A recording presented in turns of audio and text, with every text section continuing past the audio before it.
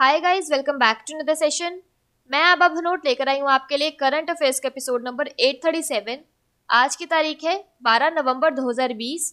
हमारे दो चैनल्स हैं, पिनाकल और फ्रंटियर आईएएस, और अगर अभी तक आपने इन चैनल्स को सब्सक्राइब नहीं किया है तो सब्सक्राइब करना बिल्कुल ना भूलिएगा। साथ ही साथ इस बेल आइकन को जरूर दबाना है ताकि हमारी आने वाली हर वीडियो की नोटिफिकेशन आपको मिल सके। हमारी दो वेबसाइट्स हैं, sscglpinacle.com और baljeetdhaka.com। इन दोनों को विजिट करना बिल्कुल ना भूलिएगा। ये सेशन हर रोज सुबह 4 बजे अवेलेबल हो जाता है और वीडियो की एंड में आपसे क्विज के क्वेश्चन पूछे जाते हैं जिनका आंसर आपको कमेंट सेक्शन में जरूर करना है। साथ ही साथ हमारे दोनों टेलीग्राम हैंडल्स फ्रंटियर आईएएस और एसएससीजीएल पिनेकल ऑनलाइन को ज्वाइन जरूर करना है for daily videos, PDF and monthly magazine. Start करेंगे प्रीवियस क्विज के साथ। आपका पहला क्वेश्चन था, उपन्यास मुस्टैश के लिए 2020 का जेसीबी साहित्य पुरस्कार किसने जीता है? तो इसका सही जवाब था एस हरीश। और आपका दूसरा क्वेश्चन था, शांति और विकास के लिए विश्व विज्ञान दिवस कब मनाया जाता है? तो इसका सही जवाब था 10 नवंबर। स्टार्ट करेंगे आज के सेशन के पहले क्वेश्चन के साथ।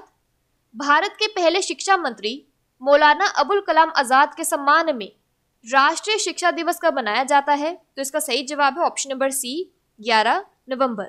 स्वतंत्र भारत के पहले शिक्षा मंत्री मौलाना अबुल कलाम आजाद के सम्मान में राष्ट्रीय शिक्षा दिवस मनाया जाता है। उनका जन्म 11 नवंबर 1888 को हुआ था। 11 सितंबर 2008 को मानव संसाधन विकास मंत्रालय MHRD ने 11 नवंबर को राष्ट्रीय शिक्षा दिवस के रूप में मनाने का निर्णय लिया था। केंद्रीय शिक्षा मंत्री श्री रमेश पोखरियाल निशंक ने मुख्य अतिथि के रूप में राष्ट्रीय शिक्षा दिवस कार्यक्रम का उद्घाटन किया है। कार्यक्रम का आयोजन भारतीय प्रौद्योगिकी संस्थान बॉम्बे द्वारा किया गया था। इसरो के पूर्व अध्यक्ष डॉक्टर के कस्तूरी रंगन नई शिक्षा नीति के प्रारूप के लिए समिति के अध्यक्ष इस अवसर के लिए सम्मानित अतिथि थे। यहाँ पर एक क्विक रिवीजन की बात करें तो 1 नवंबर विश्व शाकाहारी दिवस, 5 नवंबर विश्व रेडियोग्राफी दिवस और 9 नवंबर विश्व सेवा दिवस। अगला प्रश्न है, how to be a writer पुस्तक किसने लिखी है? तो इसका सही जवाब है option number C, Ruskin Bond. Ruskin Bond ने नई किताब how to be a writer जारी की है। यह हार्पर कॉलिंस द्वारा प्रकाशित किया गया है। उन्होंने 70 वर्षों में एक अविश्वसनीय रूप से सफल लेखन करियर बनाया है। अगला प्रश्न है, आलिया जफर को किस देश के क्रिकेट बोर्ड की पहली महिला निदेशक के रूप में नियुक्त किया गया है? तो इसका सही जवाब है option number B, Pakistan. Pakistan cricket board ने पहली बार महिला निदेशक की नियुक्ति की है। मानव संसाधन कार्यकारी आलिया जफर पाकिस्तान क्रिकेट बोर्ड के 4 नए निदेशकों में से एक हैं। उनके अलावा वित्त कार्यकारी जावेद कुरैशी, अर्थशास्त्री असीम वाजिद जवाद और कॉरपोरेट कार्यकारी आरिफ सईद की नियुक्ति हुई है। जफर और जवाद को 2 साल के लिए नियुक्त किया गया है। अब पाकिस्तान के प्रथम श्रेणी क्रिकेट में सिर्फ 6 प्रांतीय टीमें बलोचिस्तान, सेंट्रल पंजाब, सदर्न पंजाब, खैबर पख्तूनख्वा, सिंध और नॉर्दर्न होंगी। बात करें पाकिस्तान की तो इसकी कैपिटल है इस्लामाबाद और करेंसी है पाकिस्तानी रूपी। अगला प्रश्न है, 15वें वित्त आयोग ने हाल ही में राष्ट्रपति रामनाथ कोविंद को अपनी रिपोर्ट सौंपी है। निम्नलिखित में से कौन 15वें आयोग का सदस्य नहीं है? तो इसका सही जवाब है option number A, Rajeev Jalota. 15वें वित्त आयोग XVFC ने राष्ट्रपति रामनाथ कोविंद को 2021-22 से 2025-26 की अवधि के लिए अपनी रिपोर्ट सौंपी है। इस वर्ष की रिपोर्ट का शीर्षक है finance commission in COVID times. 15वें वित्त आयोग का कार्यकाल हाल ही में 2 वर्षों के लिए बढ़ाया गया था। अब इसकी सिफारिशें 6 साल के लिए लागू होंगी, न कि पारंपरिक 5 साल की अवधि के लिए। 15वें वित्त आयोग का गठन 27 नवंबर 2017 को किया गया था। नंद किशोर सिंह NK सिंह 15वें वित्त आयोग के अध्यक्ष हैं। अजय नारायण झा, प्रोफेसर अनूप सिंह, डॉक्टर अशोक लाहड़ी और डॉक्टर रमेश चंद इसके 4 अन्य सदस्य हैं। अगला प्रश्न है, भारत ने हाल ही में किस देश के साथ कनेक्टिविटी परियोजना सहित 4 समझौतों पर हस्ताक्षर किए हैं? तो इसका सही जवाब है ऑप्शन नंबर डी, मालदीव। हाल ही में भारत और मालदीव ने भारत के विदेश सचिव की मालदीव यात्रा के दौरान 4 समझौतों पर हस्ताक्षर किए हैं। इसमें महत्वाकांक्षी कनेक्टिविटी परियोजना के लिए $100 मिलियन का भारतीय अनुदान शामिल है। यह ग्रेटर माले कनेक्टिविटी प्रोजेक्ट GMCP के लिए भारत के $500 मिलियन पैकेज का एक हिस्सा है। दोनों सरकारों ने पहले एक्सिम बैंक ऑफ इंडिया से $400 मिलियन के क्रेडिट के लिए एक सौदा किया था। दोनों देशों के बीच किए गए दूसरे समझौतों में 1.71 मिलियन मालदीवियन रुपया के अनुदान के साथ संयंत्र और मिट्टी परीक्षण प्रयोगशाला होगी।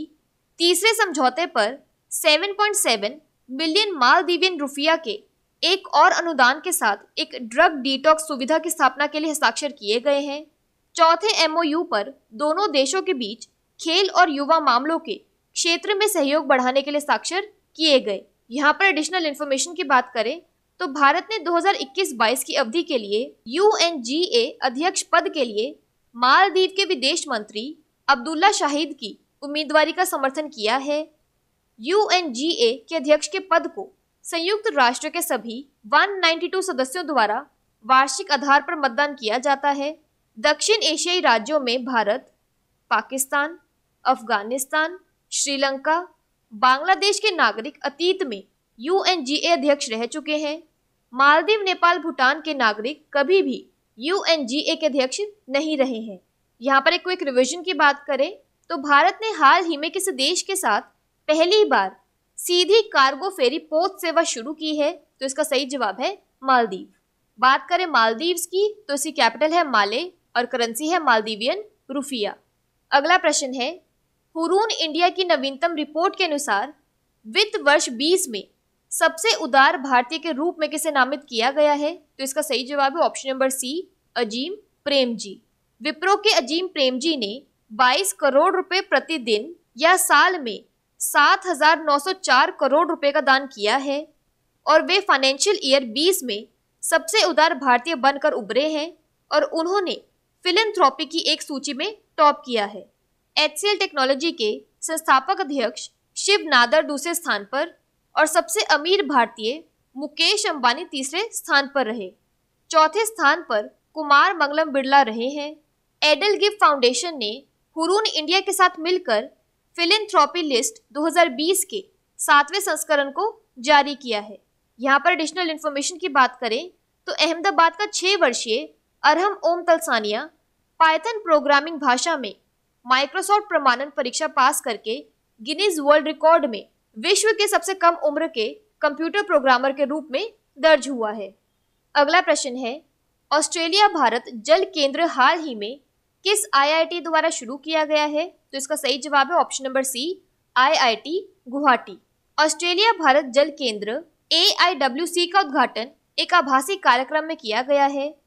इस जल केंद्र का नेतृत्व भारत पक्ष से IIT गुवाहाटी और ऑस्ट्रेलियाई पक्ष से पश्चिमी सिडनी विश्वविद्यालय द्वारा किया जा रहा है। इसके साथ ही केंद्र में भारत और ऑस्ट्रेलिया के 21 साझेदार हैं। ऑस्ट्रेलिया भारत जल केंद्र ऑस्ट्रेलियाई और भारतीय भागीदारी को अवसरों का पता लगाने और दोनों देशों के बीच अनुसंधान और शिक्षा में एक दीर्घकालिक सहयोग के लिए तालमेल बनाने में सक्षम करेगा। यहाँ पर एक रिवीजन की बात करें तो भारतीय मूल की किस महिला ने मिस यूनिवर्स ऑस्ट्रेलिया 2020 का खिताब हासिल किया है, तो इसका सही जवाब है मारिया थाटेल। बात करें ऑस्ट्रेलिया की तो इसकी कैपिटल है कैनबेरा और करेंसी है ऑस्ट्रेलियन डॉलर। अगला प्रश्न है, ITTF महिला विश्व कप का खिताब किसने जीता है, तो इसका सही जवाब है ऑप्शन नंबर D, चैन मैंग। दुनिया की नंबर 1 चैन मैंग ने चीनी हमवतन सुन यिंगचा को हराकर ITTF महिला विश्व कप खिताब हासिल किया है। कोविड-19 के कारण अंतर्राष्ट्रीय टेबल टेनिस 8 महीने के अंतराल से लौटा है। 21 नवंबर को पुरुष विश्व कप टूर्नामेंट की मेजबानी की जाएगी, जिसमें विश्व और ओलंपिक चैंपियन मा लोंग और शीर्ष रैंकिंग वाले फैन जेंडोंग शामिल होंगे। ITTF के महिलाओं और पुरुषों के विश्व कप के आयोजन मूल रूप से बैंकॉक, थाईलैंड और फिर जर्मनी में होने वाले थे, परंतु कोविड-19 के कारण यह चीन में आयोजित किया गया है। अगला प्रश्न है, पेट्रोनेट LNG लिमिटेड के प्रबंध निदेशक और मुख्य कार्यकारी कौन होंगे, तो इसका सही जवाब है option number A, Akshay Kumar Singh. Akshay Kumar Singh Petronet LNG limited के नए प्रबंध निदेशक और मुख्य कार्यकारी होंगे। उन्होंने प्रभात सिंह का स्थान लिया है, जिन्होंने 13 सितंबर को अपना 5 साल का कार्यकाल पूरा किया था। पेट्रोनेट आईओसी, गेल, तेल और प्राकृतिक गैस कॉर्प ओएनजीसी और बीपीसीएल का एक संयुक्त उद्यम है। अगला प्रश्न है, आर्मेनिया ने हाल ही में किस देश के साथ चल रहे नागोर्नो काराबाख संघर्ष को समाप्त करने के लिए एक शांति समझौते पर हस्ताक्षर किए हैं? तो इसका सही जवाब है option number C, Azerbaijan. Armenia और अजरबैजान देशों के बीच चल रहे नागोर्नो काराबाख संघर्ष को समाप्त करने के लिए एक शांति समझौते पर हस्ताक्षर किए गए हैं। रूस ने इन देशों के बीच शांति समझौते करने में मध्यस्थता की है। आर्मेनिया और अजरबैजान 6 सप्ताह से सैन्य संघर्ष कर रहे हैं। शांति समझौते पर अजरबैजान के राष्ट्रपति इल्हाम अलीयेव, आर्मेनियाई प्रधानमंत्री निकोलस पशियान और रूसी राष्ट्रपति व्लादिमीर पुतिन ने हस्ताक्षर किए। नागोर्नो काराबाख क्षेत्र को अंतर्राष्ट्रीय रूप से अजरबैजान के हिस्से के रूप में मान्यता प्राप्त है। हालांकि इसका अधिकांश क्षेत्र आर्मेनियाई अलगाववादियों द्वारा नियंत्रित है। बात करें आर्मेनिया की तो इसकी कैपिटल है येरेवान, करेंसी है आर्मेनियन ड्रैम। बात करें अजरबैजान की तो इसकी कैपिटल है बाकू और करेंसी है अजरबैजान मनत। बात कर लेते हैं आज के सेशन की क्विक समरी की। तो नेशनल एजुकेशन डे 11 नवंबर को मनाया जाता है। How to be a writer book Ruskin Bond ने लिखी है। आलिया जफर पाकिस्तान की क्रिकेट बोर्ड की पहली फीमेल डायरेक्टर बनी है। 15th फाइनेंस कमीशन के मेंबर्स हैं अजय नारायण झा, अनूप सिंह, अशोक लाहिरी और रमेश चंद। इंडिया ने मालदीव्स के साथ 4 एग्रीमेंट साइन किए हैं। मोस्ट जेनरस इंडियन FY20 के बने हैं Azim Premji. Australia India water centre IIT Guwahati द्वारा शुरू किया गया है। ITTF women world cup title Chen Meng ने जीता है। पेट्रोनेट LNG लिमिटेड के MD और चीफ एग्जीक्यूटिव बने हैं अक्षय कुमार सिंह। और आर्मेनिया और अजरबैजान के बीच एक पीस डील साइन हुई है। बात कर लेते हैं आज के सेशन के क्विज फॉर द डे की। आपका पहला क्वेश्चन है, आलिया जफर को किस देश के क्रिकेट बोर्ड की पहली महिला निदेशक के रूप में नियुक्त किया गया है? और आपका दूसरा क्वेश्चन है, भारत के पहले शिक्षा मंत्री मौलाना अबुल कलाम आजाद के सम्मान में राष्ट्रीय शिक्षा दिवस कब मनाया जाता है? और अगर अभी तक आपने हमारे चैनल को सब्सक्राइब नहीं किया है तो सब्सक्राइब करना बिल्कुल ना भूलिएगा। साथ ही साथ इस बेल आइकन को जरूर दबाना है ताकि हमारी आने वाली हर वीडियो की नोटिफिकेशन आपको मिल सके। हमारी दोनों वेबसाइट्स sscglpinnacle.com और baljeetdhakar.com को विजिट करना बिल्कुल ना भूलिएगा। साथ ही साथ हमारे दोनों टेलीग्राम हैंडल्स को ज्वाइन जरूर करना है। Thank you so much.